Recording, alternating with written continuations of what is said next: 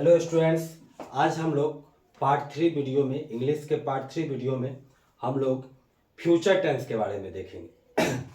देखिए, future tense का भी 4 प्रकार होता है। Simple future, future continuous, future perfect continuous.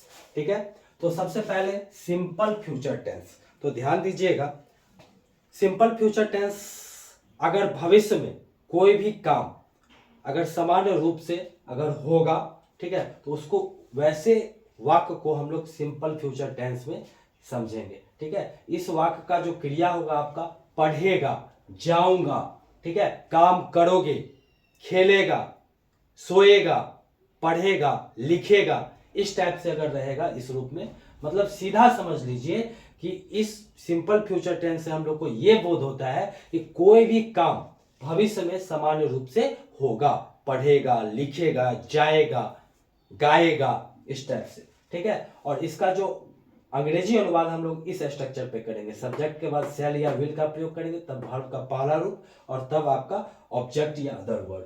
ठीक है, जिसमें आई और वी के साथ हम लोग शैल लगाएंगे, और बाकी जितना भी बच गया यू, ही, सी, इट, दे, कोई सिंगुलर या प्लूरल सब्जेक्ट रहेगा तो विल का प्रयोग करेंगे। यहां पर देखिए, मैं जाऊंगा, राम स्कूल जाएगा, इस टाइप से जो भी वाक्य है सब सिंपल फ्यूचर टेंस का होगा। और इसको देखिए, मैं जाऊंगा, आई का इंग्लिश हो गया, सॉरी, मैं का इंग्लिश हो गया आई। ठीक है, आई के साथ हम लोग अभी क्या बतलाए, सेल, आई सेल।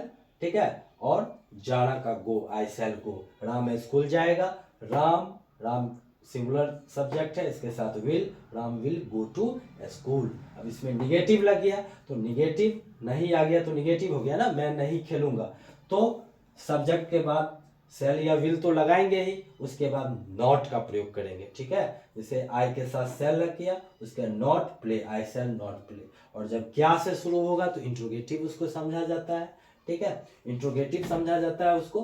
ठीक है, तो इंट्रोगेटिव में हम लोग सेल या विल का प्रयोग हम लोग क्या करेंगे, पहले कर देंगे।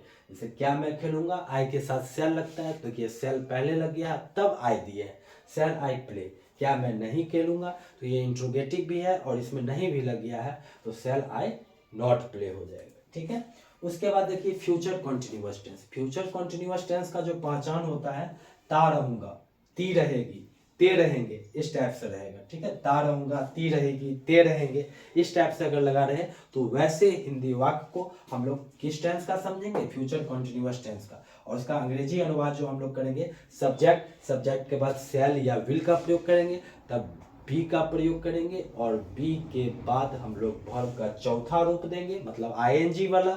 ठीक है, तब आपका ऑब्जेक्ट, जैसे देखिए ता रहूंगा लगा हुआ, मैं खाता रहूंगा, मैं नहीं खाता रहूंगा, क्या मैं खाता रहूंगा, सब में ता रहूंगा लगा हुआ है, ता रहूंगा, ती रहेगी, ते रहेंगे, ऐसे अगर लगा रहे तो उसको हम लोग फ्यूचर कॉन्टिन्यूअस टेंस का समझ जाएंगे। और देखिए इसको इसी स्ट्रक्चर पे ना बनाया है, मैं खाता रहूंगा, आई के साथ सेल, तब देखिए बी लगा है ना, बी, और उसके बाद वर्ब का चौथा रूप खाना है, तो इट का ईटिंग हो गया, आई सेल बी ईटिंग। मैं नहीं खाता हुआ रहूंगा, सॉरी हुआ रहूंगा थोड़ी होगा, मैं नहीं खाता रहूंगा। ठीक है, ता रहूंगा, ती रहेगी, बार बार रिपीट कर रहा हूं। ठीक है, एकदम दिमाग में बैठा लो, जब भी सेंटेंस में लास्ट में ता रहूंगा, ती रहेगी, ठीक है, ते रहेंगे, इस टाइप से लगा रहेगा फ्यूचर कॉन्टिन्यूअस। और इसको हम लोग इस स्ट्रक्चर पे बनाएंगे, आप लोग देख सकते हैं इसको। ठीक है, पैटर्न देख लिए। ठीक है, क्या मैं खाता रहूंगा, इंट्रोगेटिव हो गया, सेल पहले हो गया, सब्जेक्ट बाद में हो गया, सेल आई बी ईटिंग। क्या मैं नहीं खाता रहूंगा, shall I not be eating, मैं क्या खाता रहूंगा। अब देखिए यहाँ पर सेंटेंस के बीच में WH इंट्रोगेटिव वर्ड आ गया है, तो जब सेंटेंस के बीच में कब, क्यों, कहां, कैसे आ जाए तो उसका इंग्लिश हम लोग पहले लिखेंगे। सेंटेंस के बीच में क्या आया है तो क्या का इंग्लिश व्हाट होता है, तो व्हाट पहले लिखे, what shall I be eating, मैं क्या नहीं खाता रहूंगा, what shall I not be eating. Clear, pattern बस सेम है सब चीज, बस आप लोग इसको देखते जाइए। अब है आगे फ्यूचर परफेक्ट टेंस। तो फ्यूचर परफेक्ट टेंस के क्रिया के अंत में क्या लगा रहता है, चुकूंगा, चुकेंगे, ठीक है, चुका रहेगा, चुकी रहेगी, ये सब लगा रहता है। ठीक है, और इसका स्ट्रक्चर जो होता है अंग्रेजी में जो अनुवाद हम लोग करेंगे इस स्ट्रक्चर पर, सब्जेक्ट के बाद सेल या विल का प्रयोग करेंगे, तब हैव लगाएंगे, तब वर्ब का तीसरा रूप देंगे, और तब आपका क्या हो जाएगा, ऑब्जेक्ट। ठीक है, जैसे देखिए, मैं खेल चुकूंगा, राम लिख चुकेगा, तुम नहीं जा चुकोगे। ठीक है, तो देखिए सब में चुकूंगा, चुकोगे, ये सब टाइप का लगा हुआ है ना, और इसको इसी स्ट्रक्चर पे बनाया है ना। मैं खेल चुकूंगा, आई के साथ सेल, सेल के बाद हैव के बाद वर्ब का तीसरा रूप, तो प्ले का भीतरी क्या हो जाएगा, play. I cell have played. Ram लिख चुकेगा, राम क्या है, सिंगुलर सब्जेक्ट, राम के बाद विल लगाया है, विल के बाद देखिए हैव के बाद भीतरी राइट का भीतरी return, Ram will have return. तुम नहीं जा चुकोगे, यू के साथ विल। अब देखिए इसमें नहीं भी आ गया है, तो नहीं आ गया है तो हम लोग सेल या विल के बाद नॉट देंगे, तब हैव लगाएंगे। ठीक है, you will not have gone, क्या तुम जा चुकोगे, इंट्रोगेटिव हो गया, क्या तो विल को पहले, विल या सेल को पहले कर देंगे तब सब्जेक्ट देंगे। तो यहाँ यू के साथ विल लगता है, क्या से शुरू विल है, विल को पहले कर देंगे, will you have gone. Clear. अब देखिए फ्यूचर परफेक्ट कॉन्टिन्यूअस, तो फ्यूचर परफेक्ट कॉन्टिन्यूअस टेंस के क्रिया से, ठीक है, हम लोग को क्या बोध होता है कि भविष्य में किसी खास समय तक कार्य व्यापार जारी रहेगा। कोई खास समय से कोई खास समय तक अगर कोई काम जारी रहेगा भविष्य में, तो उसको हम लोग फ्यूचर परफेक्ट कॉन्टिन्यूअस टेंस, उससे हम लोग को बोध होता है। उसका जो अंग्रेजी अनुवाद हम लोग करेंगे इस स्ट्रक्चर पे करेंगे। सब्जेक्ट के बाद सेल या विल का प्रयोग करेंगे, उसके बाद हम लोग हैव बीन लगाएंगे, हैव बीन के बाद हम लोग वर्ब का चौथा रूप देंगे। ठीक है, उसके बाद ऑब्जेक्ट। तब यहाँ पर ध्यान दीजिएगा, फ्यूचर परफेक्ट कॉन्टिन्यूअस टेंस में हम लोग निश्चित समय के लिए फ्रॉम का प्रयोग करेंगे। किसका प्रयोग करेंगे, फ्रॉम का प्रयोग करेंगे।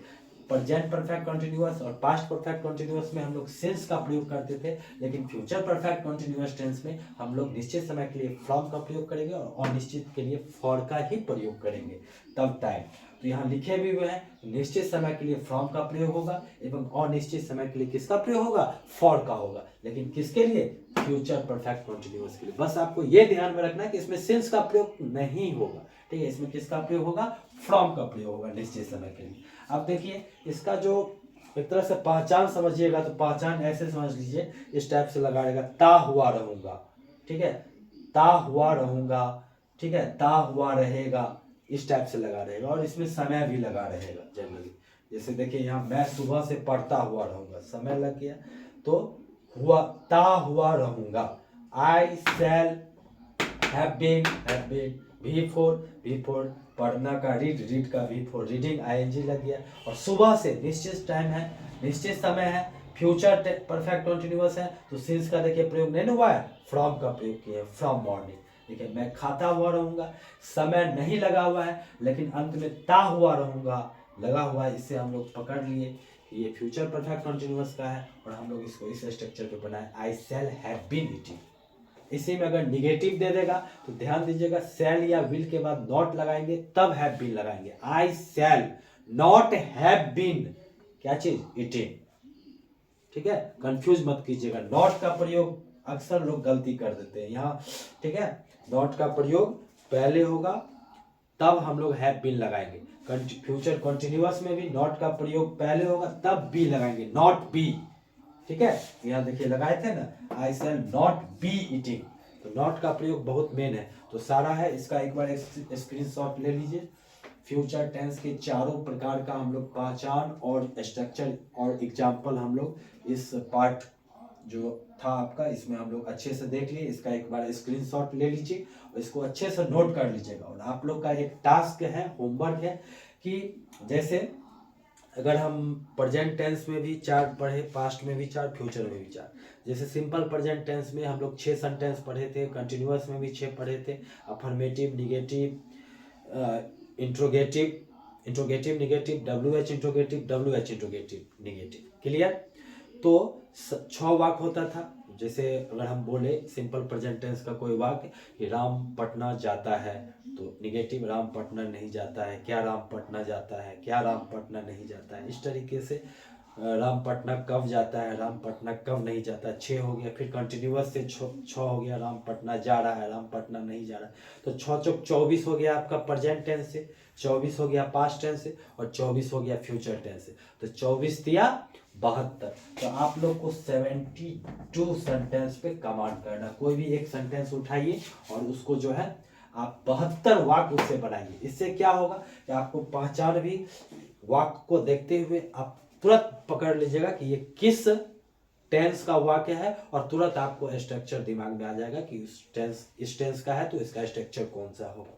ठीक है, तो आपको ये प्रैक्टिस करना है। ठीक है, नेक्स्ट वीडियो में हम लोग जो है मैट्रिक क्लास 10th के बोर्ड एग्जाम में टेंस से रिलेटेड किस टाइप का क्वेश्चन पूछता है उसको हम लोग देखेंगे।